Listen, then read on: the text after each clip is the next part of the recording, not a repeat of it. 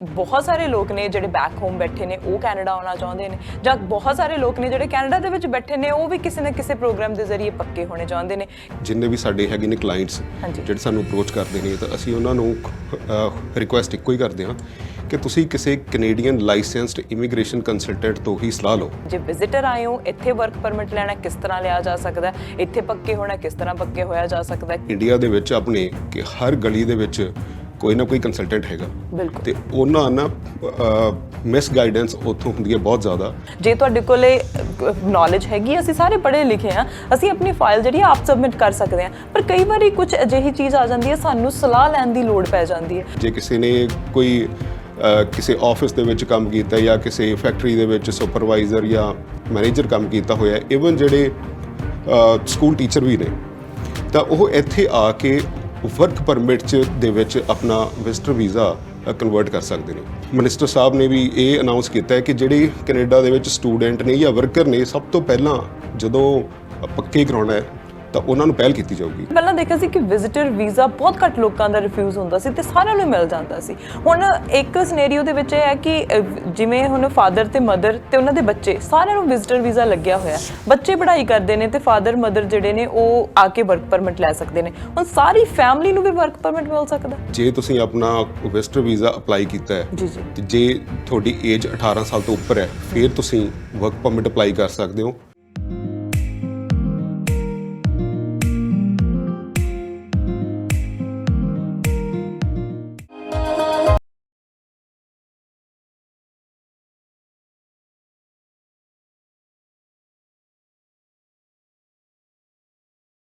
ਜੇ ਤੁਹਾਡੇ ਸੁਪਨੇ ਨੇ ਉੱਚੇ, ਜੇ ਤੁਸੀਂ ਮਾਰਨਾ ਚਾਹੁੰਦੇ ਹੋ ਲੰਬੀ ਉਡਾਰੀ ਪਰ ਨਹੀਂ ਮਿਲ ਰਹੀ ਕੋਈ ਐਕੂਰੇਟ ਕੰਸਲਟੇਸ਼ਨ, ਤਾਂ ਘਬਰਾਓ ਨਹੀਂ। ਨੀਟ ਇਮੀਗ੍ਰੇਸ਼ਨ ਹੈ ਤੁਹਾਡੇ ਲਈ ਬੈਸਟ ਆਪਸ਼ਨ। ਭਰੋਸਾ, ਪਾਰਦਰਸ਼ਿਤਾ ਤੇ ਇਮਾਨਦਾਰੀ ਦੀ ਮਿਸਾਲ ਬਣੀ ਕੈਨੇਡਾ ਦੀ ਇੱਕੋ ਇੱਕ licensed immigration consultancy neat immigration.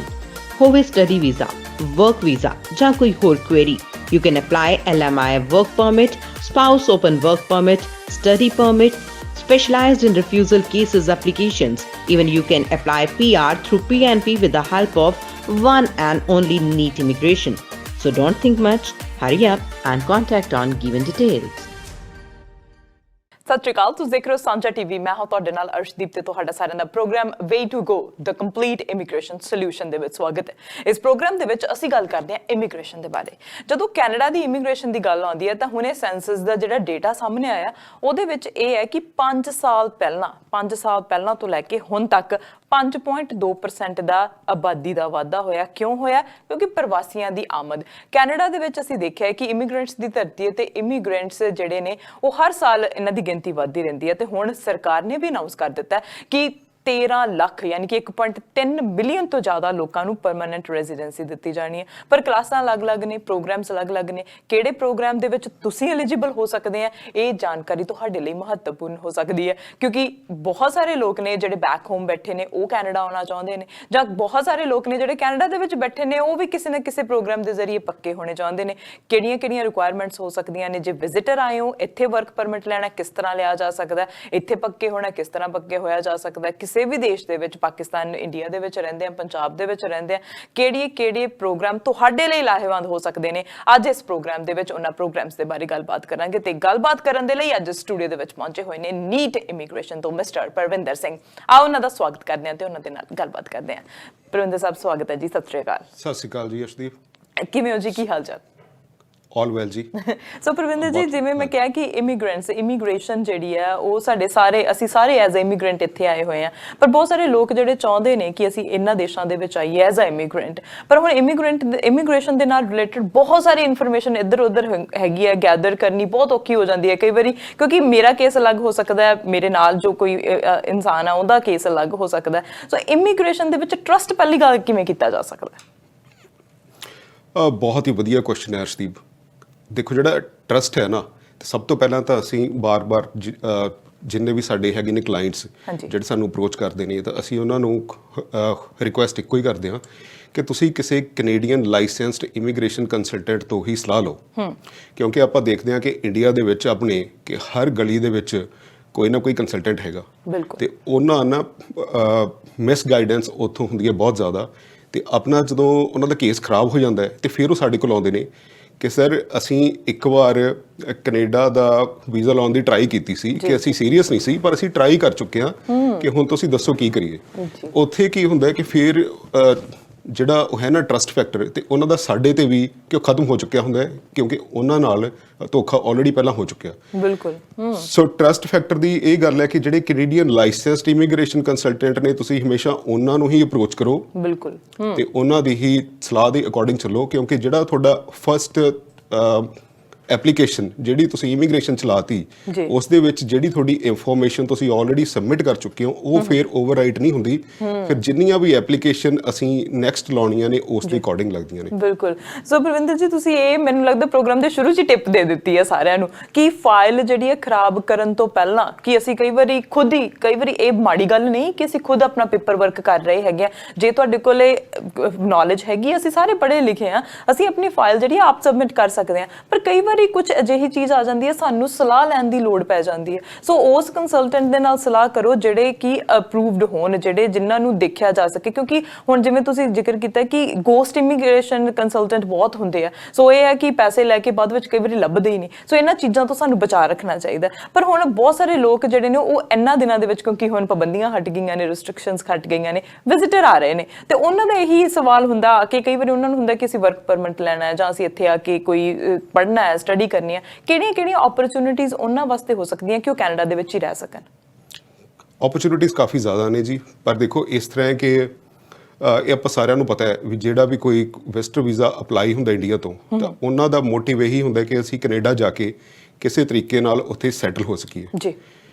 ਤਾਂ ਅੱਗੇ ਜਿਹੜੀਆਂ ਸੈਟਲ ਹੋਣ ਦੀਆਂ ਓਪਰਚੁਨਿਟੀਜ਼ ਨੇ ਉਹ ਹਰ ਕੇਸ ਦੀਆਂ ਡਿਫਰੈਂਟ ਨੇ। ਸੋ ਫੋਰ ਐਗਜ਼ਾਮਪਲ ਜੇ ਆਪਾਂ ਲਾਈਏ ਕਿ ਜੇ ਤਾਂ ਕੋਈ ਪੜ੍ਹਿਆ ਲਿਖਿਆ ਆ ਰਿਹਾ ਹੈ ਜਿਹਨੇ ਬੈਚਲਰ ਡਿਗਰੀ ਕੀਤੀ ਹੈ ਤੇ ਜਿਨ੍ਹਾਂ ਦੀ ਜਿਹੜੀ ਇੰਗਲਿਸ਼ ਹੈ ਤੇ ਉਹ ਐਵਰੇਜ ਹੈਗੀ ਹੈ ਤਾਂ ਉਹਨਾਂ ਲਈ ਤੇ ਜੇ ਉਹਨਾਂ ਕੋਲ ਐਕਸਪੀਰੀਅੰਸ ਵੀ ਹੈਗਾ ਐਸ ਅ ਸਕਿਲਡ ਵਰਕਰ ਜੇ ਕਿਸੇ ਨੇ ਕੋਈ ਕਿਸੇ ਆਫਿਸ ਦੇ ਵਿੱਚ ਕੰਮ ਕੀਤਾ ਜਾਂ ਕਿਸੇ ਫੈਕਟਰੀ ਦੇ ਵਿੱਚ ਸੁਪਰਵਾਈਜ਼ਰ ਜਾਂ ਮੈਨੇਜਰ ਕੰਮ ਕੀਤਾ ਹੋਇਆ ਇਵਨ ਜਿਹੜੇ ਸਕੂਲ ਟੀਚਰ ਵੀ ਨੇ ਤਾਂ ਉਹ ਇੱਥੇ ਆ ਕੇ ਵਰਕ ਪਰਮਿਟ ਦੇ ਵਿੱਚ ਆਪਣਾ ਵਿਜ਼ਟਰ ਵੀਜ਼ਾ ਕਨਵਰਟ ਕਰ ਸਕਦੇ ਨੇ।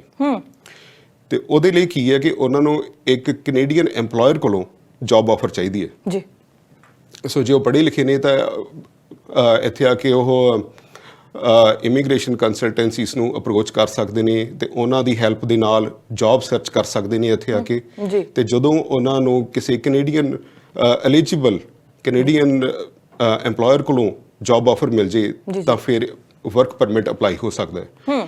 ਤੇ ਅੱਗੇ ਕੀ ਹੈ ਕਿ ਇਸ ਦਾ ਫਾਇਦਾ ਇਹ ਹੈ ਕਿ ਜਦੋਂ ਉਹ 1 ਸਾਲ ਉਸ ਕੈਨੇਡੀਅਨ EMPLOYER ਦੇ ਨਾਲ ਕੰਮ ਕਰ ਲੈਂਦੇ ਨੇ ਤਾਂ ਉਹਨਾਂ ਦੀ ਜਿਹੜੀ PR ਹੈ that falls into a different category ਤੇ ਉਸ ਦਾ ਨਾਮ ਹੈ ਕੈਨੇਡੀਅਨ ਐਕਸਪੀਰੀਅੰਸ ਕਲਾਸ। ਤਾਂ ਕੈਨੇਡੀਅਨ ਐਕਸਪੀਰੀਅੰਸ ਕਲਾਸ ਦਾ ਆਪਾਂ ਨੂੰ ਪਤਾ ਹੈ ਕਿ ਹੁਣ ਮਿਨਿਸਟਰ ਸਾਹਿਬ ਨੇ ਵੀ ਇਹ ਅਨਾਉਂਸ ਕੀਤਾ ਹੈ ਕਿ ਜਿਹੜੇ ਕੈਨੇਡਾ ਦੇ ਵਿੱਚ ਸਟੂਡੈਂਟ ਨੇ ਜਾਂ ਵਰਕਰ ਨੇ ਸਭ ਤੋਂ ਪਹਿਲਾਂ ਜਦੋਂ ਪੱਕੇ ਕਰਾਉਣਾ ਹੈ ਤਾਂ ਉਹਨਾਂ ਨੂੰ ਪਹਿਲ ਕੀਤੀ ਜਾਊਗੀ। ਵਾਂਸ ਜਦ ਤੁਸੀਂ ਇੱਥੇ ਆ ਕੇ ਵਰਕ ਪਰਮਿਟ ਲੈ ਲੈਂਦੇ ਹੋ ਤਾਂ ਜਦੋਂ ਵੀ ਕੋਈ ਪ੍ਰੋਗਰਾਮ PR ਦਾ ਓਪਨ ਹੋਣਾ ਹੈ ਤਾਂ ਤੁਹਾਨੂੰ ਪ੍ਰੈਫਰੈਂਸ ਮਿਲਦੀ ਹੈ ਤਾਂ ਤੁਹਾਡੇ ਲਈ PR ਲੈਣੀ ਕਾਫੀ ਆਸਾਨ ਹੋ ਜਾਂਦੀ ਹੈ ਜੀ। ਸੋ ਪ੍ਰਵਿੰਦਰ ਜੀ ਜਿੱਦਾਂ ਤੁਸੀਂ ਦੱਸਿਆ ਕਿ ਵਰਕ ਪਰਮਿਟ ਜਿਹੜਾ ਹੈ ਉਹ ਇੱਥੇ ਆ ਕੇ ਲਿਆ ਜਾ ਸਕਦਾ ਹੈ ਜੇ ਤੁਸੀਂ ਐਜ਼ ਅ ਵਿਜ਼ਿਟਰ ਆਏ ਆ। ਜੇ ਐਜ਼ ਅ ਵਿਜ਼ਿਟਰ ਹੁਣ ਕੋਈ ਵੀ ਕੰਮ ਨਹੀਂ ਕੀਤਾ ਤੁਸੀਂ ਪੜ੍ਹਦੇ ਆ ਗਏ ਆ ਤਾਂ ਵੀ ਤੁਹਾਨੂੰ ਵਰਕ ਪਰਮਿਟ ਮਿਲ ਸਕਦਾ ਹੈ? ਹਾਂਜੀ ਵਰਕ ਪਰਮਿਟ ਤਾਂ ਤੁਹਾਨੂੰ ਮਿਲ ਸਕਦਾ ਪਰ ਦੇਖੋ ਉਹੀ ਗੱਲ ਹੈ ਵੀ ਜੇ ਤੁਹਾਡੇ ਕੋਲ ਐਕਸਪੀਰੀਅੰਸ ਨਹੀਂ ਹੈਗਾ ਤਾਂ ਫਿਰ ਤੁਹਾਨੂੰ ਇੱਥੇ ਜਿਹੜੀ ਜੌਬ ਮਿਲਣੀ ਹੈ ਨਾ that will be semi skilled ਜਾਂ ਜਿਵੇਂ ਜਿਹੜੀਆਂ ਲੇਬਰ ਵਾਲੀਆਂ ਜੌਬਸ ਹੁੰਦੀਆਂ ਨੇ ਕਿ ਉਹ ਤੁਹਾਨੂੰ ਮਿਲ ਸਕਦੀਆਂ ਨੇ ਜੀ। ਜੇ ਤੁਹਾਡੇ ਕੋਲ ਪੜ੍ਹਾਈ ਵੀ ਨਹੀਂ ਹੈ ਤਾਂ ਫਿਰ ਤੁਸੀਂ ਇੱਥੇ ਆ ਕੇ ਫਾਰਮ ਵਰਕਰ ਦਾ ਤੁਸੀਂ ਲੈ ਸਕਦੇ ਹੋ ਵਰਕ ਪਰਮਿਟ ਤੇ ਲੇਟਰ ਔਨ ਤੁਸੀਂ ਫਾਰਮ ਵਰਕਰ ਦਾ ਐਕਸਪੀਰੀਅੰਸ ਲੈ ਕੇ ਤੁਸੀਂ ਪ੍ਰਮੋਸ਼ਨ ਲੈ ਸਕਦੇ ਹੋ ਐਸ ਫਾਰਮ ਸੁਪਰਵਾਈਜ਼ਰ ਤੇ ਫਿਰ ਤੁਸੀਂ ਆਪਣੀ PR ਲਗਾ ਸਕਦੇ ਹੋ। ਸੋ ਇਸ ਤੇ ਹਰਸ਼ਦੀਪ ਕੇ ਐਕਸਪੀਰੀਅੰਸ ਹੈ ਤਾਂ ਤੁਹਾਨੂੰ ਇੱਕ ਵਧੀਆ ਜੌਬ ਮਿਲ ਜੂਗੀ ਸਕਿਲਡ ਜੌਬ ਜਿਹਦੇ ਨਾਲ ਤੁਸੀਂ PR ਲਾ ਸਕਦੇ ਹੋ ਡਾਇਰੈਕਟਲੀ ਪਰ ਜੇ ਤੁਹਾਡੇ ਕੋਲ ਐਕਸਪੀਰੀਅੰਸ ਨਹੀਂ ਹੈ ਫਿਰ ਤੁਹਾਨੂੰ ਜੌਬ ਜਿਹੜੀ ਲੈਣੀ ਪੈਣੀ ਹੈ ਉਹ ਹੋਊਗੀ ਲੇਬਰ ਜੌਬ, ਜਿਹਦੇ ਵਿੱਚ ਸਲੋਲੀ ਤੁਹਾਡੀ ਪ੍ਰਮੋਸ਼ਨ ਹੋਊਗੀ ਸਕਿਲਡ ਦੇ ਵਿੱਚ, ਤੇ ਤੁਹਾਨੂੰ PR ਲੈਣ ਦੇ ਵਿੱਚ ਟਾਈਮ ਲੱਗ ਸਕਦਾ। ਅੱਛਾ ਪਰਵਿੰਦਰ ਜੀ, ਇੱਕ ਸਿਨੈਰੀਓ ਇੱਕ ਸਾਹਮਣੇ ਆਇਆ ਮੇਰੇ ਕਿ ਜਦੋਂ ਕਈ ਵਾਰ ਇੱਕ ਫੈਮਿਲੀ, ਹੁਣ ਪਿਛਲੇ ਸਮੇਂ 'ਚ ਅਸੀਂ ਦੇਖਿਆ, ਹੁਣ ਤਾਂ ਫਿਰ ਵੀ ਥੋੜਾ ਜਿਹੜਾ ਬੈਕਲੌਗ ਵਧਣ ਲੱਗ ਗਿਆ, ਹੁਣ ਕੋਵਿਡ ਕਰਕੇ ਬਹੁਤ ਥੋੜੇ ਰੂਲ ਜਿਹੜੇ ਨੇ ਉਹ ਡਿਫਰੈਂਟ ਹੋ ਗਏ ਨੇ। ਪਰ ਪਹਿਲਾਂ ਦੇਖਿਆ ਸੀ ਕਿ ਵਿਜ਼ਿਟਰ ਵੀਜ਼ਾ ਬਹੁਤ ਘੱਟ ਲੋਕਾਂ ਦਾ ਰਿਫਿਊਜ਼ ਹੁੰਦਾ ਸੀ ਤੇ ਸਾਰਿਆਂ ਨੂੰ ਮਿਲ ਜਾਂਦਾ ਸੀ। ਹੁਣ ਇੱਕ ਸਿਨੈਰੀਓ ਦੇ ਵਿੱਚ ਇਹ ਹੈ ਕਿ ਜਿਵੇਂ ਹੁਣ ਫਾਦਰ ਤੇ ਮਦਰ ਤੇ ਉਹਨਾਂ ਦੇ ਬੱਚੇ ਸਾਰਿਆਂ ਨੂੰ ਵਿਜ਼ਿਟਰ ਵੀਜ਼ਾ ਲੱਗਿਆ ਹੋਇਆ, ਬੱਚੇ ਪੜ੍ਹਾਈ ਕਰਦੇ ਨੇ ਤੇ ਫਾਦਰ ਮਦਰ ਜਿਹੜੇ ਨੇ ਉਹ ਆ ਕੇ ਵਰਕ ਪਰਮਿਟ ਲੈ ਸਕਦੇ ਨੇ। ਹੁਣ ਸਾਰੀ ਫੈਮਿਲੀ ਨੂੰ ਵੀ ਵਰਕ ਪਰਮਿਟ ਮਿਲ ਸਕਦਾ? ਨਹੀਂ, ਇਸ ਤਰ੍ਹਾਂ ਨਹੀਂ ਹੈ ਜੀ। ਸਾਰੀ ਫੈਮਿਲੀ ਨੂੰ ਕਦੇ ਵੀ ਵਰਕ ਪਰਮਿਟ ਨਹੀਂ ਮਿਲਦਾ। ਓਕੇ, ਠੀਕ ਹੈ ਜੀ। ਸੋ ਜਿਹੜੇ ਐਪਲੀਕੈਂਟ ਨੇ, ਜੇ ਤੁਸੀਂ ਆਪਣਾ ਵਿਜ਼ਟਰ ਵੀਜ਼ਾ ਅਪਲਾਈ ਕੀਤਾ ਹੈ ਜੀ ਤੇ ਜੇ ਤੁਹਾਡੀ ਏਜ 18 ਸਾਲ ਤੋਂ ਉੱਪਰ ਹੈ ਫਿਰ ਤੁਸੀਂ ਵਰਕ ਪਰਮਿਟ ਅਪਲਾਈ ਕਰ ਸਕਦੇ ਹੋ। ਸਾਡੀ ਸਲਾਹ ਇਹ ਹੁੰਦੀ ਹੈ ਕਿ ਜਿਵੇਂ ਕੋਈ ਇੱਥੇ ਸਟੂਡੈਂਟ ਹੈਗਾ ਤੇ ਉਹਨਾਂ ਦੀ ਫੈਮਿਲੀ ਐਸ ਵਿਜ਼ਟਰ ਆ ਰਹੀ ਹੈ, ਤਾਂ ਜੇ ਉਹ ਇੱਥੇ ਸੈਟਲ ਹੋਣਾ ਚਾਹੁੰਦੇ ਨੇ, ਜਿਹੜੇ ਤਾਂ ਪੇਰੈਂਟਸ ਨੇ ਉਹ ਤਾਂ ਆਪਣਾ ਆਫ ਕੋਰਸ ਵਰਕ ਪਰਮਿਟ ਕਰਵਾ ਸਕਦੇ ਨੇ। ਜੇ ਪੜ੍ਹੇ ਲਿਖੇ ਨੇ ਤਾਂ ਸਕਿਲਡ ਕਰਾ ਲੈਣ, ਨਹੀਂ ਤਾਂ ਲੇਬਰ ਵਾਲਾ ਮਿਲ ਜੂਗਾ। ਪਰ ਜਿਹੜੇ ਉਹਨਾਂ ਦੇ ਬ੍ਰਦਰ ਸਿਸਟਰ ਇੱਥੇ ਜੇ ਵਿਜ਼ਟਰ ਲੱਗ ਗਿਆ, ਉਹਨਾਂ ਦਾ ਆ ਗਏ, ਉਹਨਾਂ ਲਈ ਬੈਟਰ ਇਹ ਹੈ ਕਿ ਉਹ ਇੱਥੇ ਆ ਕੇ ਕਿਸੇ ਕਾਲਜ ਦੇ ਵਿੱਚ ਐਡਮਿਸ਼ਨ ਲੈ ਕੇ ਸਟੱਡੀ ਕਰਨ, ਸਟੱਡੀ ਤੋਂ ਬਾਅਦ ਫਿਰ ਵਰਕ ਪਰਮਿਟ ਲੈ ਕੇ ਫਿਰ ਇੱਕ ਸਕਿਲਡ ਜੌਬ ਲੈ ਕੇ ਆਪਣੀ PR ਕਰਾ ਸਕਦੇ ਨੇ। ਸੋ ਕੋਈ ਜ਼ਰੂਰੀ ਨਹੀਂ ਹੁੰਦਾ ਕਿ ਸਾਰਿਆਂ ਨੇ ਵਰਕ ਪਰਮਿਟ ਲੈਣਾ ਹੈ। ਜੇ ਕੋਈ ਪੜ੍ਹ ਸਕਦਾ ਤਾਂ ਆਫ ਕੋਰਸ ਉਹਨੂੰ ਪੜ੍ਹਾਈ ਕਰਨੀ ਚਾਹੀਦੀ ਹੈ। ਜੇ ਇੱਕ ਓਪਰਚੁਨਿਟੀ ਮਿਲ ਰਹੀ ਹੈ ਤਾਂ ਕੈਨੇਡਾ ਦੇ ਵਿੱਚ ਤੁਹਾਨੂੰ ਪਤਾ ਹੀ ਹੈ ਕਿ ਜੇ ਤੁਸੀਂ ਕੋਈ ਸਟੱਡੀ ਕੈਨੇਡਾ ਦੇ ਵਿੱਚ ਆ ਕੇ ਕੀਤੀ ਹੈ ਤਾਂ ਤੁਹਾਨੂੰ ਜੌਬ ਬੈਟਰ ਮਿਲਦੀ ਹੈ, ਤਾਂ ਅੱਗੇ ਜਿਹੜੇ ਤੁਹਾਡੀਆਂ ਫਿਊਚਰ ਪ੍ਰੋਸਪੈਕਟਸ ਨੇ ਉਹ ਬੈਟਰ ਹੋ ਜਾਂਦੇ ਨੇ। ਜੀ ਬਿਲਕੁਲ। ਤੇ ਸਟੂਡੈਂਟਸ ਦੀ ਜਿਵੇਂ ਤੁਸੀਂ ਗੱਲ ਕੀਤੀ ਹੈ, ਹੁਣ ਸਟੂਡੈਂਟ ਵੀਜ਼ਾ ਜਿਹੜਾ ਹੈ ਨਾ ਉਹ ਵੀ ਰਿਫਿਊਜ਼ਲ ਜਿਹੜਾ ਉਹ ਵੱਧ ਗਿਆ, ਰਿਫਿਊਜ਼ਲ ਰੇਟ ਵੱਧ ਗਿਆ। ਕੀ ਕਾਰਨ ਹੋ ਸਕਦੇ ਆ ਕਿ ਇੰਨੇ ਜਿਹੜੇ ਰਿਫਿਊਜ਼ਲ ਆ ਰਹੇ ਨੇ ਲੋਕਾਂ ਦੇ? ਕਾਰਨ ਇਸ ਦਾ ਅਰਸ਼ਦੀਪ ਦੇਖੋ ਇਸ ਤਰ੍ਹਾਂ ਹੈ ਕਿ ਪਹਿਲਾਂ ਕੀ ਹੁੰਦਾ ਸੀ, ਕੈਨੇਡਾ ਦੇ ਵਿੱਚ ਨਾ ਸਟੂਡੈਂਟਸ ਬਹੁਤ ਘੱਟ ਆਉਂਦੇ ਸੀ, ਬਾਕੀ ਹੋਰ ਕੰਟਰੀਜ਼ ਦੇ ਵਿੱਚ ਜਾਂਦੇ ਸੀ। ਤਾਂ ਉਦੋਂ ਕੀ ਹੁੰਦਾ ਸੀ, ਜਿਹੜੀ ਕੈਨੇਡੀਅਨ ਗਵਰਨਮੈਂਟ ਹੈ ਉਹਨਾਂ ਨੂੰ ਜ਼ਰੂਰਤ ਹੁੰਦੀ ਸੀ ਸਟੂਡੈਂਟਸ ਦੀ, ਤਾਂ ਜਿਹੜੀਆਂ ਵੀ ਐਪਲੀਕੇਸ਼ਨਸ ਲੱਗਦੀਆਂ ਸੀ ਸਟੱਡੀ ਪਰਮਿਟ ਦੀਆਂ, ਉਹਨਾਂ ਨੂੰ ਕੋਈ ਬਹੁਤ ਮਿਨੂਟਲੀ ਨਹੀਂ ਦੇਖਿਆ ਜਾਂਦਾ ਸੀ। ਉਸ ਟਾਈਮ ਜਿਹੜਾ ਸਕਸੈਸ ਰੇਟ ਹੈ ਉਹ ਬਹੁਤ ਜ਼ਿਆਦਾ ਸੀ। ਪਰ ਹੁਣ ਕੀ ਹੋ ਗਿਆ ਕਿ ਔਨ ਐਨ ਐਵਰੇਜ ਹਰ ਸਾਲ ਜਿਹੜੀਆਂ ਐਪਲੀਕੇਸ਼ਨਸ ਲੱਗਦੀਆਂ ਨੇ ਸਟੱਡੀ ਪਰਮਿਟ ਦੀਆਂ, ਉਹ ਇੰਡੀਆ ਤੋਂ ਹੀ ਲੱਗ ਰਹੀਆਂ ਨੇ। ਕੋਈ 2 ਲੱਖ ਐਪਲੀਕੇਸ਼ਨ ਸਬਮਿਟ ਹੁੰਦੀ ਹੈ, ਪਰ ਹੁਣ 2 ਲੱਖ ਦੇ 2 ਲੱਖ ਨੂੰ ਵੀਜ਼ਾ ਨਹੀਂ ਦਿੱਤਾ ਜਾ ਸਕਦਾ, ਕਿਉਂਕਿ ਜਿਹੜੀ ਕੈਨੇਡੀਅਨ ਗਵਰਨਮੈਂਟ ਹੈ ਉਸ ਨੇ ਜਿਹੜੀ ਇੱਥੇ ਦੀ ਡਾਈਵਰਸਿਟੀ ਹੈ ਤੇ ਉਸ ਦਾ ਵੀ ਧਿਆਨ ਰੱਖਣਾ ਹੈ। ਸੋ ਹਰ ਕੰਟਰੀ ਚੋਂ ਜਿਹੜੇ ਸਟੂਡੈਂਟ ਵੀਜ਼ਾਸ ਅਪਰੂਵ ਕਰਵਾਉਣੇ ਹੁੰਦੇ ਨੇ।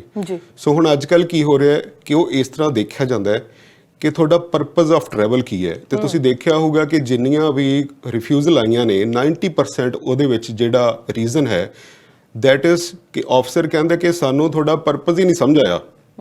ਸੋ ਸਾਡੇ ਕੋਲ ਸਟੂਡੈਂਟ ਆਉਂਦੇ ਨੇ ਕਿ ਸਰ ਪਰਪਸ ਦੀ ਇਹਨਾਂ ਨੇ ਕਿਉਂ ਗੱਲ ਕੀਤੀ ਹੈ ਕਿ ਪਤਾ ਤਾਂ ਹੈ ਕਿ ਅਸੀਂ ਉੱਥੇ ਪੜ੍ਹਾਈ ਕਰਨ ਜਾਣਾ ਸੀ, ਪਰ ਜਿਹੜਾ ਪਰਪਸ ਹੈ ਉਹ ਇਸ ਤਰ੍ਹਾਂ ਹੁੰਦਾ ਹੈ ਕਿ ਇਹ ਤਾਂ ਪਤਾ ਹੈ ਕਿ ਤੁਸੀਂ ਪੜ੍ਹਾਈ ਲਈ ਵੀਜ਼ਾ ਲੈਣਾ ਚਾਹੁੰਦੇ ਹੋ, ਪਰ ਆਫਿਸਰ ਨੇ ਇਹ ਦੇਖਣਾ ਵੀ ਕੀ ਜਿਹੜਾ ਤੁਸੀਂ ਕੋਰਸ ਸਿਲੈਕਟ ਕੀਤਾ ਕੀ ਉਹ ਰੈਲੇਵੈਂਟ ਹੈ, ਕੀ ਤੁਸੀਂ ਉਹ ਕੋਰਸ ਕਰਨ ਦੇ ਲਾਇਕ ਹੋ। ਤੇ ਤੀਜੀ ਚੀਜ਼ ਜਿਹੜੀ ਬਹੁਤ ਇੰਪੋਰਟੈਂਟ ਹੈ ਉਹ ਇਹ ਦੇਖੀ ਜਾਂਦੀ ਹੈ ਕਿ ਤੁਸੀਂ ਇਹ ਕੋਰਸ ਕਰਨ ਤੋਂ ਬਾਅਦ ਤੁਹਾਡਾ ਫਿਊਚਰ ਜਿਹੜਾ ਪਲਾਨ ਹੈ ਕੀ ਹੈ ਉਹ। ਜਿੰਨੀਆਂ ਵੀ ਰਿਫਿਊਜ਼ਲ ਆ ਰਹੀਆਂ ਨੇ ਜਿਨ੍ਹਾਂ ਦੇ ਵਿੱਚ ਇਹ ਕਾਰਨ ਆ ਰਿਹਾ ਹੈ ਕਿ ਤੁਸੀਂ ਵਾਪਸ ਨਹੀਂ ਆਉਣਾ ਜਾਂ ਕਿ ਜਿਹੜਾ ਤੁਹਾਡਾ ਪਰਪਸ ਆਫ ਟਰੈਵਲ ਹੈ ਕਿ ਉਹ ਸਾਨੂੰ ਸਮਝ ਨਹੀਂ ਆਇਆ, ਉਸ ਦੇ ਵਿੱਚ ਇਹ ਹੁੰਦਾ ਹੈ ਕਿ ਫੋਰ ਐਗਜ਼ਾਮਪਲ ਆਪਾਂ ਲੈਂਦੇ ਹਾਂ ਵੀ ਇੱਕ ਸਟੂਡੈਂਟ ਹੈ ਕਿ ਉਸਨੇ ਇੱਥੇ ਅਪਲਾਈ ਕਰਤਾ ਬਿਜ਼ਨਸ ਪ੍ਰੋਗਰਾਮ ਦੇ ਵਿੱਚ, ਪਰ ਉਹਨਾਂ ਨੇ ਪ੍ਰੀਵੀਅਸ ਕੋਰਸ ਇੰਡੀਆ ਦੇ ਵਿੱਚ ਕੀਤਾ ਹੈ ਤਾਂ ਉਹਦੇ ਜਿਹੜੇ ਬਿਜ਼ਨਸ ਦੇ ਰਿਲੇਟਡ ਜਿਹੜੇ ਕੋਰ ਸਬਜੈਕਟ ਨੇ ਉਹਨਾਂ ਦੇ ਵਿੱਚ ਜੇ ਉਹਨਾਂ ਦੀ ਪਰਸੈਂਟੇਜ 60% ਤੋਂ ਘੱਟ ਹੈ ਤਾਂ ਫਿਰ ਆਫਿਸਰ ਨੂੰ ਇਸ ਤਰ੍ਹਾਂ ਲੱਗਦਾ ਵੀ ਤੁਸੀਂ ਠੀਕ ਹੈ ਕਿ ਤੁਸੀਂ ਕੋਰਸ ਤਾਂ ਲੈ ਲਿਆ, ਪਰ ਸਾਨੂੰ ਲੱਗਦਾ ਕਿ ਤੁਸੀਂ ਇਸ ਕੋਰਸ ਦੇ ਵਿੱਚ ਚੱਲ ਨਹੀਂ ਸਕਣਾ, ਤੁਸੀਂ ਸਕਸੈਸਫੁਲੀ ਕਰ ਨਹੀਂ ਸਕਦੇ, ਤੁਹਾਡਾ ਜਿਹੜਾ ਲੈਵਲ ਹੈਗਾ ਉਹ ਹਲੇ ਸਹੀ ਨਹੀਂ ਹੈਗਾ। ਸੈਕਿੰਡ ਇਹ ਹੁੰਦਾ ਇੰਡੀਆ ਦੇ ਵਿੱਚ ਕੀ ਹੈ ਕਿ ਜਿਹੜੇ ਵੀ ਏਜੰਟ ਦਾ ਕਿਸੇ ਕਾਲਜ ਦੇ ਨਾਲ ਟਾਈ ਅਪ ਹੁੰਦਾ ਹੈ ਤਾਂ ਉਸੇ ਚੋਂ ਉਹਨਾਂ ਨੂੰ ਉਹ ਐਡਮਿਸ਼ਨ ਲੈ ਕੇ ਦੇ ਦਿੰਦੇ ਨੇ। ਸੋ ਐਡਮਿਸ਼ਨ ਦਾ ਮਤਲਬ ਵੀਜ਼ਾ ਨਹੀਂ ਹੈ। ਬਿਲਕੁਲ। ਆਫਿਸਰ ਨੇ ਇਹ ਵੀ ਦੇਖਣਾ ਵੀ ਜਿਹੜਾ ਤੁਹਾਡਾ ਕੋਰਸ ਹੈ ਮੈਚ ਕਰਦਾ ਜਾਂ ਨਹੀਂ। ਜੇ ਤੁਹਾਡੇ +2 ਦੇ ਵਿੱਚ ਬਿਜ਼ਨਸ ਸਟੱਡੀ ਕੀਤੀ ਹੈ ਤੇ ਤੁਹਾਨੂੰ ਕੋਰਸ ਉਹਨਾਂ ਨੇ ਲੈਤਾ ਕੋਈ ਆਰਟਸ ਵਾਲਾ ਤਾਂ ਫਿਰ ਵੀ ਜਿਹੜਾ ਤੁਹਾਡਾ ਪਰਪਸ ਆਫ ਟਰੈਵਲ ਹੈ ਤੇ ਉਹ ਸਮਝ ਨਹੀਂ ਆਉਂਦਾ ਬਿਲਕੁਲ। ਐਂਡ ਥਰਡ ਜਿਹੜਾ ਮੋਸਟ ਇੰਪੋਰਟੈਂਟ ਪੁਆਇੰਟ ਬਿਲਕੁਲ ਤੇ ਉਹ ਇਹ ਹੈ ਕਿ ਜਿਹੜਾ ਤੁਹਾਡਾ ਫਿਊਚਰ ਪਲਾਨ ਹੈ, ਜਿਹੜੀ ਐਸਓਪੀ ਹੈ, ਪਹਿਲਾਂ ਕੀ ਹੁੰਦਾ ਸੀ ਏਜੰਟਸ ਨੇ ਐਸਓਪੀ ਤੋਂ ਬਿਨਾਂ ਹੀ ਸਟੱਡੀ ਪਰਮਿਟ ਅਪਲਾਈ ਕੀਤੇ ਤੇ ਉਹ ਲੱਗ ਵੀ ਰਹੇ ਸੀ, ਪਰ ਅੱਜ ਕੱਲ ਐਸਓਪੀ ਤੋਂ ਬਿਨਾਂ ਜਿਹੜੇ ਸਟੱਡੀ ਪਰਮਿਟ ਨੇ ਉਹ ਨਹੀਂ ਲੱਗ ਰਹੇ ਕਿਉਂਕਿ ਜਿੰਨੀਆਂ ਵੀ ਵਧੀਆ ਯੂਨੀਵਰਸਿਟੀ ਕਾਲਜਸ ਨੇ ਸਭ ਤੋਂ ਪਹਿਲਾਂ ਤਾਂ ਉਹਨਾਂ ਦੀ ਰਿਕੁਆਇਰਮੈਂਟ ਹੁੰਦੀ ਹੈ ਕਿ ਤੁਸੀਂ ਸਾਨੂੰ ਦੱਸੋ ਕਿ ਤੁਹਾਡੇ ਜਿਹੜੇ ਕਿ ਸਾਡੇ ਕੋਲੋਂ ਕੋਰਸ ਕਰਨ ਤੋਂ ਬਾਅਦ ਤੁਹਾਡੇ ਫਿਊਚਰ ਪਲਾਨ ਕੀ ਨੇ ਜੀ। ਜਿੰਨੀਆਂ ਵੀ ਐਸਓਪੀਸ ਹੁਣ ਲੱਗ ਰਹੀਆਂ ਨੇ ਉਹਨਾਂ ਦੇ ਵਿੱਚ ਇਹ ਲਿਖਿਆ ਜਾਂਦਾ ਹੈ ਕਿ ਜੀ ਅਸੀਂ ਸਟੱਡੀ ਕਰਾਂਗੇ, ਸਟੱਡੀ ਕਰਨ ਤੋਂ ਬਾਅਦ ਅਸੀਂ ਪੋਸਟ ਗ੍ਰੈਜੂਏਟ ਵਰਕ ਪਰਮਿਟ ਲੈਣਾ ਹੈ ਤੇ ਉਸ ਤੋਂ ਬਾਅਦ ਫਿਰ ਅਸੀਂ ਦੇਖਾਂਗੇ ਕੀ ਕਰਨਾ ਹੈ।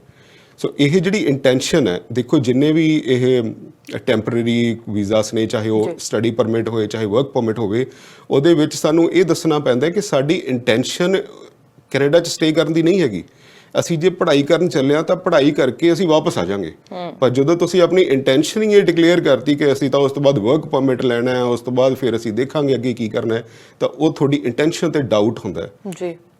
ਇਸ ਤਰ੍ਹਾਂ ਦੇ ਕੇਸ ਨਾ ਬਹੁਤ ਸਾਹਮਣੇ ਆ ਰਹੇ ਆ। ਕਈ ਵਿਜ਼ਿਟਰ ਆ ਕੇ ਇੱਥੋਂ ਵਾਪਸ ਚਲੇ ਗਏ ਤਾਂ ਜਾਂ ਇੱਥੇ ਇਹਨਾਂ ਨੇ ਐਕਸਟੈਂਸ਼ਨਸ ਪਵਾ ਲਈਆਂ ਇੱਥੇ ਆ ਕੇ, ਫਿਰ ਕਿਸੇ ਨਾ ਕਿਸੇ ਕਾਰਨ ਕਰਕੇ ਉਹਨਾਂ ਨੂੰ ਜਾਣਾ ਪਿਆ ਜਾਂ ਉਹਨਾਂ ਦੀ ਐਕਸਟੈਂਸ਼ਨ ਜਿਹੜੀ ਰਿਫਿਊਜ਼ ਹੋ ਗਈ, ਫਿਰ ਉੱਥੋਂ ਉਹਨਾਂ ਨੇ ਟਰਾਈ ਕੀਤਾ ਕਿ ਐਜ਼ ਅ ਸਟੂਡੈਂਟ ਆਇਆ ਜਾਵੇ, ਉਹਨਾਂ ਦੇ ਵੀ ਰਿਜੈਕਟ ਹੋਏ ਕਿਉਂਕਿ ਉਹਨਾਂ ਨੇ ਕਿਹਾ ਕਿ ਅਸੀਂ ਤੁਹਾਡੀ ਹਿਸਟਰੀ ਦੇਖੀ ਹੈ, ਤੁਸੀਂ ਵਾਪਸ ਨਹੀਂ ਆਉਣਾ। ਸੋ ਇਹ ਨਿੱਕੀਆਂ ਚੀਜ਼ਾਂ ਨੇ, ਪਰ ਇਹ ਤੁਹਾਡੇ ਅੱਗੇ ਜਿਹੜੇ ਫਿਊਚਰ ਪਲਾਨਸ ਨੇ ਉਹਨਾਂ ਦੇ ਉੱਤੇ ਜਿਹੜਾ ਹੈ ਰਿਸਟ੍ਰਿਕਟ ਕਰ ਦੇ ਸਕਦੀਆਂ ਤੁਹਾਨੂੰ ਕੈਨੇਡਾ ਆਉਣ ਤੋਂ। ਜੇ ਤੁਸੀਂ ਚਾਹੁੰਦੇ ਆ ਤਾਂ ਉਹਦੇ ਲਈ ਤੁਹਾਡੇ ਵਰਗੇ ਕੰਸਲਟੈਂਟ ਹੈਗੇ, ਉਹਨਾਂ ਦੇ ਨਾਲ ਗੱਲਬਾਤ ਜਿਹੜੀ ਕੀਤੀ ਜਾ ਸਕਦੀ ਹੈ। ਪਰ ਪਰਵਿੰਦਰ ਜੀ, ਇੱਥੇ ਨਾ ਸਟੂਡੈਂਟਸ ਦਾ ਇੱਕ ਹੋਰ ਕੁਐਸਚਨ ਸਾਹਮਣੇ ਆਉਂਦਾ, ਉਹ ਇਹ ਹੈ ਕਿ ਜਿਵੇਂ ਤੁਸੀਂ ਕਿਹਾ ਕਿ ਇਹਦਾ ਮਤਲਬ ਜਦੋਂ ਤੁਸੀਂ ਕਾਲਜ ਦੇ ਵਿੱਚ ਐਡਮਿਸ਼ਨ ਲੈ ਲਈ, ਇਹਦਾ ਮਤਲਬ ਇਹ ਨਹੀਂ ਕਿ ਤੁਹਾਨੂੰ ਵੀਜ਼ਾ ਲੱਗ ਗਿਆ। Visa is a different process. ਹੁਣ ਜਦੋਂ ਅਸੀਂ ਦੇਖਦੇ ਹਾਂ ਕਿ ਸਟੂਡੈਂਟਸ ਜਿਨ੍ਹਾਂ ਨੇ ਕਾਲਜ ਦੇ ਵਿੱਚ ਐਡਮਿਸ਼ਨ ਲੈ ਲਈ, ਵੀਜ਼ਾ ਜਿਹੜਾ ਹੈ ਉਹ ਬੈਕਲੌਗ ਦੇ ਵਿੱਚ ਹੈ, ਹਜੇ ਵੀਜ਼ੇ ਪ੍ਰੋਸੈਸ ਹੀ ਨਹੀਂ ਹੋ ਰਹੇ, ਤੁਹਾਨੂੰ ਰਿਜ਼ਲਟ ਹੀ ਨਹੀਂ ਆ ਰਿਹਾ, ਪਰ ਹੁਣ ਉੱਥੇ ਕਈ ਸਟੂਡੈਂਟ ਉੱਥੇ ਕਲਾਸਾਂ ਲਾ ਰਹੇ ਨੇ, ਉਹ ਬੈਨੀਫੀਸ਼ੀਅਲ ਹੈ ਉਹਨਾਂ ਵਾਸਤੇ ਕਿ ਨਹੀਂ? ਕਿਉਂਕਿ ਇੱਕ ਪਾਸੇ ਕੰਸਲਟੈਂਟ ਜਾਂ ਉਹਨਾਂ ਦੇ ਜਿਹੜੇ ਹੈਗੇ ਨੇ ਉਹ ਕਹਿ ਰਹੇ ਨੇ ਕਿ ਕਲਾਸਾਂ ਲਗਾ ਲਓ, ਅੱਧੇ ਕਹਿ ਰਹੇ ਨੇ ਨਾ ਲਗਵਾਓ, ਤੁਸੀਂ ਆਪਣਾ ਅਗਲੇ ਸਮੈਸਟਰ ਦੇ ਵਿੱਚ ਆਪਣਾ ਜਿਹੜਾ ਮੂਵ ਕਰ ਲਓ ਆਪਦਾ ਸਮੈਸਟਰ। ਹੁਣ ਕੀ ਉੱਥੇ ਜਿਹੜੇ ਰਹਿ ਰਹੇ ਨੇ ਉਹ ਵਧੀਆ ਨੇ ਜਾਂ ਉਹਨਾਂ ਨੂੰ ਅੱਗੇ ਕਰ ਲੈਣਾ ਚਾਹੀਦਾ? ਦੇਖੋ ਅਰਸ਼ਦੀਪ, ਇਸ ਤਰ੍ਹਾਂ ਕਿ ਜਿਹੜੇ ਪਾਸਟ 1 ਸਾਲ ਦੇ ਜਿਹੜੇ ਐਕਸਪੀਰੀਅੰਸ ਰਹੇ ਨੇ ਸਾਡੇ, ਤੇ ਉਹ ਇਸ ਤਰ੍ਹਾਂ ਕਿ ਕਾਫੀ ਸਟੂਡੈਂਟਸ ਨੇ ਆਨਲਾਈਨ ਕਲਾਸਿਸ ਜੁਆਇਨ ਕਰ ਲਈਆਂ ਸੀ ਜੀ। 2 ਸਮੈਸਟਰ ਜਦੋਂ ਉਹਨਾਂ ਨੇ ਲਾ ਲਏ ਤਾਂ ਜਦੋਂ ਉਹਨਾਂ ਦਾ ਵੀਜ਼ੇ ਦਾ ਰਿਜ਼ਲਟ ਆਇਆ ਤਾਂ 50% ਦਾ ਡਿਨਾਇਲ ਆ ਗਿਆ। ਤਾਂ ਉਸ ਕੇਸ ਦੇ ਵਿੱਚ ਕੀ ਹੈ ਕਿ ਜਿਹੜਾ ਸਟੂਡੈਂਟ ਹੈ ਤੇ ਉਸ ਦਾ ਜਿਹੜਾ 1 ਸਾਲ ਦਾ ਟਾਈਮ ਹੈ ਉਹ ਟੋਟਲੀ ਵੇਸਟ ਹੋ ਗਿਆ। ਬਿਲਕੁਲ। ਨਾ ਤਾਂ ਉਹਨਾਂ ਦੀ ਸਟੱਡੀ ਜਿਹੜੀ ਉਹਨਾਂ ਨੇ ਕੈਨੇਡਾ ਦੇ ਵਿੱਚ ਕੀਤੀ ਹੈ ਤੇ ਉਹ ਕੰਸੀਡਰ ਹੋਣੀ ਹੈ, ਤੇ ਇੰਡੀਆ ਵਿੱਚ ਤਾਂ ਉਹ ਐਡਮਿਸ਼ਨ ਉਹਨਾਂ ਨੇ ਕਿਤੇ ਅਪਲਾਈ ਵੀ ਨਹੀਂ ਕੀਤੀ ਜੀ। ਸੋ ਹੁਣ ਸਾਡੀ ਸਲਾਹ ਇਹੀ ਹੈ ਕਿ ਜੇ ਤੁਹਾਡਾ ਵੀਜ਼ਾ ਲੇਟ ਹੋ ਰਿਹਾ ਹੈ ਤਾਂ ਬੈਟਰ ਇਹ ਹੈ ਕਿ ਤੁਸੀਂ ਨੈਕਸਟ ਸਮੈਸਟਰ ਲਈ ਆਪਣੀ ਜਿਹੜੀ ਐਡਮਿਸ਼ਨ ਹੈ ਉਹ ਡੈਫਰ ਕਰਵਾਓ। ਡੈਫਰ ਕਰਾ ਕੇ ਤੁਸੀਂ IRCC ਨੂੰ ਵੈਬ ਫਾਰਮ ਦੇ ਥਰੂ ਤੁਸੀਂ ਉਹਨਾਂ ਨੂੰ ਦੱਸ ਦਿਓ ਕਿ ਅਸੀਂ ਫੋਰ ਐਗਜ਼ਾਮਪਲ ਜੇ ਕਿਸੇ ਨੇ ਮੇ ਇਨਟੇਕ ਦੇ ਵਿੱਚ ਲਾਇਆ ਸੀ ਤੇ ਹਾਲੇ ਤੱਕ ਉਹਨਾਂ ਦਾ ਨਹੀਂ ਵੀਜ਼ਾ ਆਇਆ ਤਾਂ ਉਹਨਾਂ ਨੂੰ ਆਪਣੀ ਡੈਫਰ ਕਰਾ ਲੈਣੀ ਚਾਹੀਦੀ ਹੈ ਸਟੱਡੀ ਸਤੰਬਰ ਲਈ, ਤੇ IRCC ਨੂੰ ਦੱਸ ਦੇਣਾ ਚਾਹੀਦਾ ਹੈ ਕਿ ਅਸੀਂ ਆਪਣੀ ਜਿਹੜੀ ਸਟੱਡੀ ਹੈ ਅਸੀਂ ਸਤੰਬਰ ਲਈ ਡੈਫਰ ਕਰਾ ਲਈ। ਬੈਟਰ ਇਹੀ ਹੈ ਕਿ ਜਦੋਂ ਤੁਹਾਡਾ ਵੀਜ਼ਾ ਲੱਗ ਗਿਆ ਤੁਸੀਂ ਕੈਨੇਡਾ ਦੇ ਵਿੱਚ ਆ ਕੇ ਸਟੱਡੀ ਕਰੋ। ਆਨਲਾਈਨ ਜਿੰਨਾ ਕੁ ਅਵੋਇਡ ਹੋ ਸਕੇ ਕਰਨਾ ਚਾਹੀਦਾ ਜੀ। ਬਿਲਕੁਲ। ਸੋ ਨਾਲ ਹੁਣ ਬਹੁਤ ਸਾਰੇ ਰਾਹ ਨੇ, ਉਹਨਾਂ ਦੇ ਵਿੱਚੋਂ ਇੱਕ ਸੁਪਰ ਵੀਜ਼ਾ ਵੀ ਹੈ। ਹੁਣ ਪੇਰੈਂਟਸ ਨੂੰ ਬੁਲਾਉਣ ਦੇ ਲਈ ਕਈ ਵਾਰੀ ਕਹਿ ਦਿੰਦੇ ਕਿ ਜ਼ਿਆਦਾ ਟਾਈਮ ਰਹਿ ਸਕਦੇ ਹੋ, ਕੰਮ ਵੀ ਕਰ ਸਕਦੇ ਆ। ਸੁਪਰ ਵੀਜ਼ਾ, ਹੁਣ ਸੁਪਰ ਵੀਜ਼ਾ ਅੱਜ ਦੇ ਸਿਨੈਰੀਓ ਦੇ ਵਿੱਚ ਕਿੱਥੇ ਹੈ, ਕਿੰਨਾ ਕੁ ਡਿਲੇ ਹੋ ਰਿਹਾ ਜਾਂ ਲੱਗ ਰਹੇ ਨੇ ਸੁਪਰ ਵੀਜ਼ਾ, ਕਿੰਨਾ ਕੁ ਵਧੀਆ ਆਪਸ਼ਨ ਹੋ ਸਕਦਾ? ਸੁਪਰ ਵੀਜ਼ਾ ਅਰਸ਼ਦੀਪ, ਦੇਖੋ ਕੈਨੇਡੀਅਨ ਗਵਰਨਮੈਂਟ ਨੇ ਨਾ ਕਾਫੀ ਵਧੀਆ ਇਹ ਕੱਢਿਆ ਪ੍ਰੋਗਰਾਮ। ਆਪਾਂ ਨੂੰ ਸਾਰਿਆਂ ਨੂੰ ਪਤਾ ਹੈ ਕਿ ਜਿਹੜਾ ਪੇਰੈਂਟ ਗ੍ਰੈਂਡ ਪੇਰੈਂਟ ਪ੍ਰੋਗਰਾਮ ਹੈ ਉਸ ਦੇ ਵਿੱਚ ਜਿਹੜੀਆਂ ਹਰ ਸਾਲ ਐਪਲੀਕੇਸ਼ਨ ਲਈਆਂ ਜਾਂਦੀਆਂ ਨੇ ਉਹ ਬੜੀਆਂ ਲਿਮਟਿਡ ਨੇ। ਬਹੁਤ ਐਪਲੀਕੇਸ਼ਨਸ ਲੱਗਦੀਆਂ ਨੇ। ਆਪਾਂ ਪਿਛਲੇ ਸਾਲ ਦੀ ਐਗਜ਼ਾਮਪਲ ਲੈਂਦੇ ਹਾਂ ਕਿ 90,000 ਤੋਂ ਜ਼ਿਆਦਾ ਐਪਲੀਕੇਸ਼ਨਸ ਲੱਗੀਆਂ ਸੀ, ਤਾਂ ਉਹਦੇ ਵਿੱਚੋਂ ਸਿਰਫ 30,000 ਨੂੰ ਹੀ ਇਨਵੀਟੇਸ਼ਨ ਟੂ ਅਪਲਾਈ ਆਇਆ PR ਦਾ। ਬਾਕੀ ਜਿਹੜੀਆਂ 60,000 ਬਚ ਗਈਆਂ, ਤੇ ਜੇ ਉਹਨਾਂ ਦੇ ਪੇਰੈਂਟਸ ਇਕੱਲੇ ਰਹਿ ਰਹੇ ਨੇ, ਸੁਪਰ ਵੀਜ਼ਾ ਉਹਨਾਂ ਵਾਸਤੇ ਇੱਕ ਬਹੁਤ ਗੋਲਡਨ ਓਪਰਚੁਨਿਟੀ ਹੈ ਕਿ ਤੁਸੀਂ ਕੁਝ ਟਾਈਮ ਲਈ ਆਪਣੇ ਪੇਰੈਂਟਸ ਨੂੰ ਆਪਣੇ ਕੋਲ ਇੱਥੇ ਬੁਲਾ ਕੇ ਕੈਨੇਡਾ ਰਹਿ ਸਕਦੇ ਨੇ। ਉਹ ਸੁਪਰ ਵੀਜ਼ਾ ਦਾ ਬੈਨੀਫਿਟ ਇਹ ਹੈ ਕਿ ਐਟ ਅ ਸਟ੍ਰੈਚ ਤੁਹਾਡੇ ਪੇਰੈਂਟਸ ਆ ਕੇ 2 ਸਾਲ ਸਟੇ ਕਰ ਸਕਦੇ ਨੇ ਤੁਹਾਡੇ ਨਾਲ, ਤੇ ਉਹ 2 ਸਾਲ ਦੇ ਵਿੱਚ ਤੁਸੀਂ ਫਰਦਰ ਜਦੋਂ ਵੀ parent grandparent program open ਹੁੰਦਾ ਹੈ ਤੁਸੀਂ ਉਸ 'ਚ ਟਰਾਈ ਕਰ ਸਕਦੇ ਹੋ ਜੀ।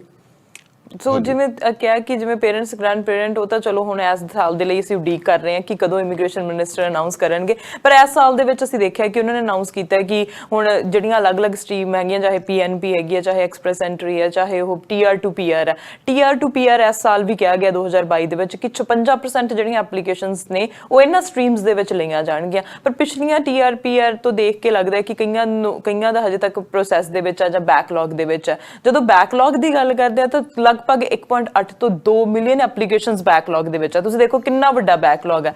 ਹੁਣ ਜਿਹੜੀਆਂ PNP ਵਾਲੀਆਂ ਫਾਈਲਾਂ ਉਹ ਤਾਂ ਕਹਿੰਦੇ ਅਸੀਂ ਛੇਤੀ ਕਰ ਰਹੇ ਹੈਗੇ ਆ, ਤੇ ਜਿਹੜੀਆਂ ਦੂਜੀਆਂ ਨੇ ਐਕਸਪ੍ਰੈਸ ਐਂਟਰੀ ਵਾਲੀਆਂ ਉਹ ਅਜੇ ਟਾਈਮ ਲੱਗ ਸਕਦਾ। ਕਿੰਨਾ ਕੁ ਜ਼ਿਆਦਾ ਟਾਈਮ ਉਹਨਾਂ ਨੂੰ ਵੇਟ ਕਰਨਾ ਪੈਣਾ ਜਿਨ੍ਹਾਂ ਨੇ ਆਪਣੀਆਂ ਫਾਈਲਸ ਲਾਈਆਂ ਹੋਈਆਂ?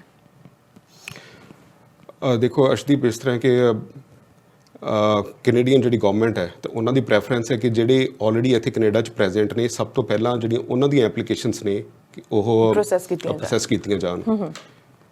TR to PR ਦੀਆਂ ਜਿਹੜੀਆਂ ਐਪਲੀਕੇਸ਼ਨਸ ਲਾਸਟ ਈਅਰ ਲੱਗੀਆਂ ਸੀ ਤੇ ਕਾਫੀਆਂ ਦੇ ਤਾਂ ਜਿਹੜੇ ਰਿਜ਼ਲਟ ਨੇ ਉਹ ਕੋਈ 2 ਤੋਂ 2.5 ਮਹੀਨੇ ਦੇ ਵਿੱਚ ਉਹਨਾਂ ਦੀਆਂ ਅਪਰੂਵਲ ਆ ਚੁੱਕੀਆਂ।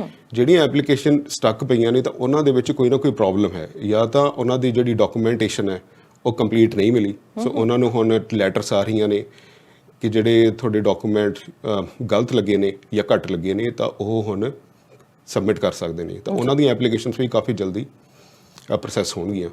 ਪਰ ਹੁਣ ਜਦੋਂ ਆਪਾਂ ਗੱਲ ਕਰਦੇ ਹਾਂ ਕਿ ਐਕਸਪ੍ਰੈਸ ਐਂਟਰੀ ਦੇ ਵਿੱਚ ਫਾਈਲਾਂ ਲੱਗੀਆਂ ਨੇ ਜਿਹੜੀਆਂ ਕਿ ਆਊਟਸਾਈਡ ਕੈਨੇਡਾ ਲੱਗੀਆਂ ਨੇ, ਉਹ 2-2 ਸਾਲ ਤੋਂ ਪੈਂਡਿੰਗ ਪਈਆਂ ਨੇ, ਤਾਂ ਉਹਨਾਂ ਦਾ ਜਿਹੜਾ ਫਿਊਚਰ ਹੈ ਉਹ ਕਾਫੀ ਅਨਸਰਟਨ ਹੈ।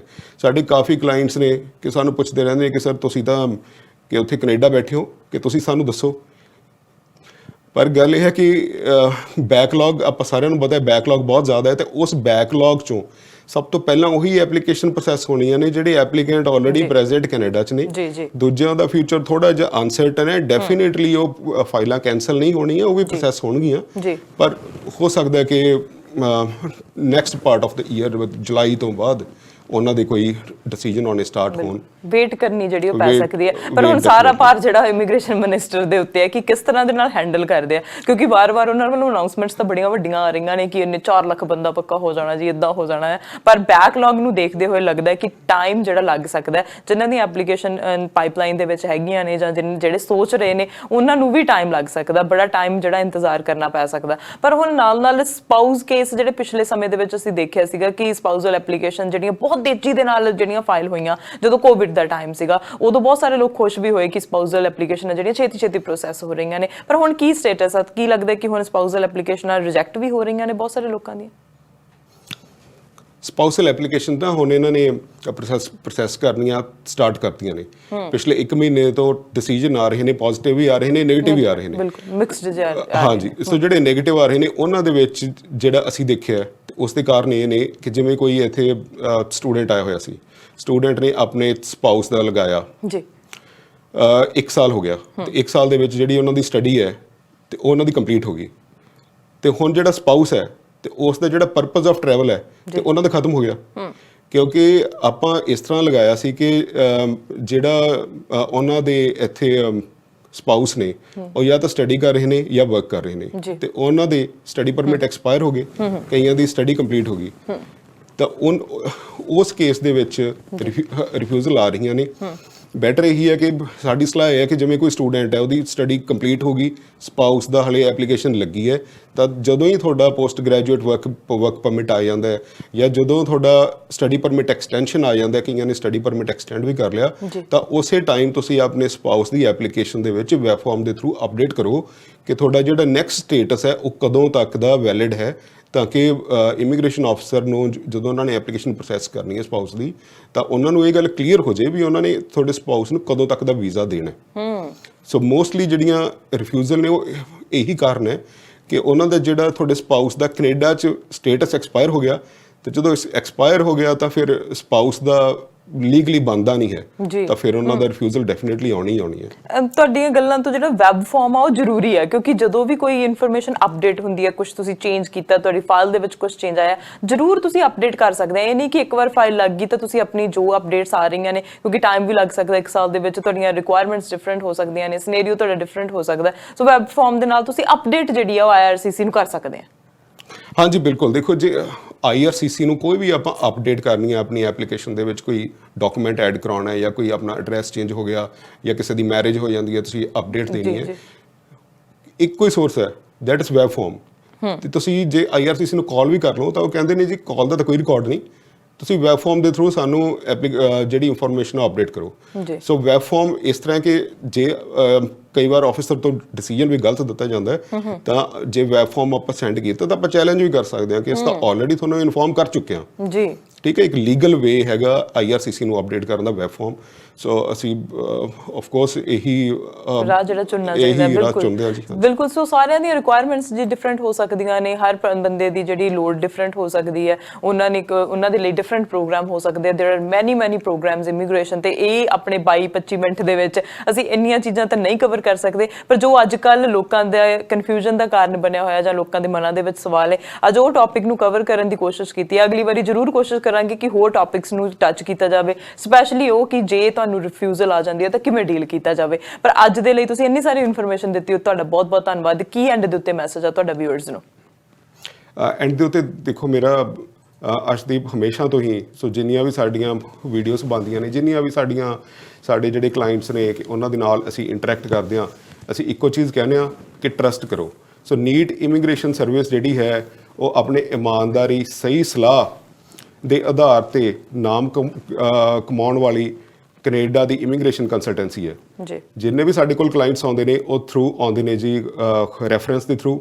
ਸੋ ਟਰਸਟ ਹੋਣਾ ਆਪਣਾ ਜਿਹੜਾ ਤੁਹਾਡਾ ਏਜੰਟ ਹੈ ਉਹਦੇ ਵਿੱਚ ਬਹੁਤ ਜ਼ਰੂਰੀ ਹੈ, ਤੇ ਹਮੇਸ਼ਾ ਇੱਕ ਲਾਇਸੈਂਸਡ ਇਮੀਗ੍ਰੇਸ਼ਨ ਕੰਸਲਟੈਂਟ ਦੀ ਹੀ ਸਲਾਹ ਲਓ ਤਾਂ ਕਿ ਤੁਹਾਡਾ ਜਿਹੜਾ ਫਿਊਚਰ 'ਚ ਜਿੰਨੀਆਂ ਵੀ ਐਪਲੀਕੇਸ਼ਨਸ ਨੇ ਉਹ ਖਰਾਬ ਨਾ ਹੋਣ ਜੀ। ਥੈਂਕ ਯੂ ਜੀ, ਥੈਂਕ ਯੂ ਸੋ ਮਚ ਤੁਹਾਡੇ ਨਾਲ ਗੱਲਬਾਤ ਕਰਨ ਦੇ ਲਈ, ਸਾਡੇ ਨਾਲ ਇਨਫੋਰਮੇਸ਼ਨ ਦੇਣ ਦੇ ਲਈ। ਧੰਨਵਾਦ ਜੀ। ਧੰਨਵਾਦ ਜੀ, ਥੈਂਕ ਯੂ ਸੋ ਮਚ। ਸੋ ਜਿਵੇਂ ਮਿਸਟਰ ਪਰਵਿੰਦਰ ਸਿੰਘ ਇਹਨਾਂ ਨੇ ਕਿਹਾ ਕਿ ਓਨੈਸਟੀ ਇੱਕੋ ਇੱਕ ਤਰੀਕਾ ਹੋ ਸਕਦਾ। ਅਸੀਂ ਕੋਈ ਨਹੀਂ ਚਾਹੁੰਦਾ ਕਿ ਅਸੀਂ ਦੂਸਰੀ ਕੰਟਰੀ ਦੇ ਵਿੱਚ ਜਾ ਕੇ ਰਹੀਏ, ਆਪਣੀ ਬੈਕ ਹੋਮ ਨੂੰ ਛੱਡ ਕੇ, ਆਪਣੇ ਘਰ ਨੂੰ ਛੱਡ ਕੇ। ਪਰ ਜਦੋਂ ਚੰਗੇ ਫਿਊਚਰ ਦੀ ਗੱਲ ਆਉਂਦੀ ਹੈ, ਆਪਣੇ ਬੱਚਿਆਂ ਦੀ ਗੱਲ ਆਉਂਦੀ ਹੈ, ਤਾਂ ਕੈਨੇਡਾ ਸਭ ਤੋਂ ਮੋਸਟ ਪਪੂਲਰ ਕੰਟਰੀ ਹੈ ਕਿ ਜਿੱਥੇ ਲੋਕ ਜਾਣਾ ਪਸੰਦ ਕਰਦੇ ਨੇ, ਰਹਿਣਾ ਪਸੰਦ ਕਰਦੇ ਨੇ। ਤੁਸੀਂ ਵੀ ਆ ਸਕਦੇ ਆ, ਪਰ ਤੁਹਾਡੇ ਲਈ ਡਿਫਰੈਂਟ ਪ੍ਰੋਗਰਾਮ ਹੋ ਸਕਦਾ। ਜਿਹੜਾ ਤੁਹਾਡੀ ਭੈਣ ਭਰਾ ਦੇ ਲਈ ਪ੍ਰੋਗਰਾਮ ਹੈ, ਸ਼ਾਇਦ ਤੁਹਾਡੇ ਲਈ ਡਿਫਰੈਂਟ ਪ੍ਰੋਗਰਾਮ ਹੋਵੇ, ਜਾਂ ਤੁਹਾਡੀ ਗੁਆਂਢੀ ਦੇ ਲਈ ਪ੍ਰੋਗਰਾਮ ਕੋਈ ਹੋਰ ਹੈ ਤਾਂ ਤੁਹਾਡੇ ਲਈ ਸ਼ਾਇਦ ਕੋਈ ਹੋਰ ਪ੍ਰੋਗਰਾਮ ਹੋਵੇ। ਸੋ ਸਾਰਿਆਂ ਦੀਆਂ ਰਿਕੁਆਇਰਮੈਂਟਸ ਡਿਫਰੈਂਟ ਨੇ, ਸਾਰਿਆਂ ਦੇ ਲਈ ਪ੍ਰੋਗਰਾਮ ਡਿਫਰੈਂਟ ਹੈ। ਇਹਨਾਂ ਸਾਰਿਆਂ ਦੀ ਇਨਫੋਰਮੇਸ਼ਨ ਦੇ ਲਈ ਕੰਟੈਕਟ ਕੀਤਾ ਜਾ ਸਕਦਾ ਨੀਟ ਇਮੀਗ੍ਰੇਸ਼ਨ ਨੂੰ। ਸੋ ਨੀਟ ਇਮੀਗ੍ਰੇਸ਼ਨ ਦੀਆਂ ਸਾਰੀਆਂ ਡਿਟੇਲਸ ਸਾਡੀ ਸਕਰੀਨ ਦੇ ਉੱਤੇ ਆ ਰਹੀਆਂ ਨੇ। ਤੁਹਾਨੂੰ ਬਹੁਤ ਵਧੀਆ ਤਰੀਕੇ ਦੇ ਨਾਲ ਤੁਹਾਡਾ ਜਿਹੜਾ ਤੁਹਾਡੀ ਐਲੀਜੀਬਿਲਟੀ ਦੇ ਹਿਸਾਬ ਦੇ ਨਾਲ ਤੁਹਾਨੂੰ ਤੁਹਾਡਾ ਪ੍ਰੋਗਰਾਮ ਜਿਹੜਾ ਦੱਸਣਗੇ, ਤੇ ਨਾਲ ਜੇ ਤੁਸੀਂ ਕੈਨੇਡਾ ਦੇ ਵਿੱਚ ਰਹਿ ਰਹੇ ਹੋ ਜਾਂ ਬਾਹਰ ਰਹਿ ਰਹੇ ਹੋ, ਤੁਸੀਂ ਕੋਈ ਵੀ ਸੇਵਾ ਚਾਹੀਦੀ ਹੈ, ਤੁਹਾਨੂੰ ਕੋਈ ਵੀ ਸਰਵਿਸ ਚਾਹੀਦੀ ਹੈ, ਤਾਂ ਇਹਨਾਂ ਨਾਲ ਕੰਟੈਕਟ ਕੀਤਾ ਜਾ ਸਕਦਾ, ਇਹਨਾਂ ਨੂੰ ਈਮੇਲ ਕੀਤੀ ਜਾ ਸਕਦੀ ਹੈ, ਤੇ ਅਸੀਂ ਤੁਹਾਡੇ ਤੱਕ ਇਨਫੋਰਮੇਸ਼ਨ ਇਸੇ ਤਰ੍ਹਾਂ ਪਹੁੰਚਾਉਂਦੇ ਰਵਾਂਗੇ। ਦੇਖਦੇ ਰਹੋ ਸਾਂਝਾ ਟੀਵੀ ਤੇ ਮੈਨੂੰ ਅਰਸ਼ਦੀਪ ਨੂੰ ਦਿਓ ਇਜਾਜ਼ਤ। ਸਤਿ ਸ਼੍ਰੀ ਅਕਾਲ। ਜੇ ਤੁਹਾਡੇ ਸੁਪਨੇ ਨੇ ਉੱਚੇ, ਜੇ ਤੁਸੀਂ ਮਾਰਨਾ ਚਾਹੁੰਦੇ ਹੋ ਲੰਬੀ ਉਡਾਰੀ ਪਰ ਨਹੀਂ ਮਿਲ ਰਹੀ ਕੋਈ ਐਕੂਰੇਟ ਕੰਸਲਟੇਸ਼ਨ, ਤਾਂ ਘਬਰਾਓ ਨਹੀਂ। ਨੀਟ ਇਮੀਗ੍ਰੇਸ਼ਨ ਹੈ ਤੁਹਾਡੇ ਲਈ ਬੈਸਟ ਆਪਸ਼ਨ। ਭਰੋਸਾ, ਪਾਰਦਰਸ਼ਿਤਾ ਤੇ ਇਮਾਨਦਾਰੀ ਦੀ ਮਿਸਾਲ ਬਣੀ ਕੈਨੇਡਾ ਦੀ ਇੱਕੋ ਇੱਕ licensed immigration consultancy neat immigration. ਹੋਵੇ ਸਟੱਡੀ ਵੀਜ਼ਾ, ਵਰਕ ਵੀਜ਼ਾ ਜਾਂ ਕੋਈ ਹੋਰ query, you can apply LMI work permit, spouse open work permit, study permit, specialized in refusal cases applications. Even you can apply PR through PNP with the help of one and only NEET Immigration. So don't think much, hurry up and contact on given details.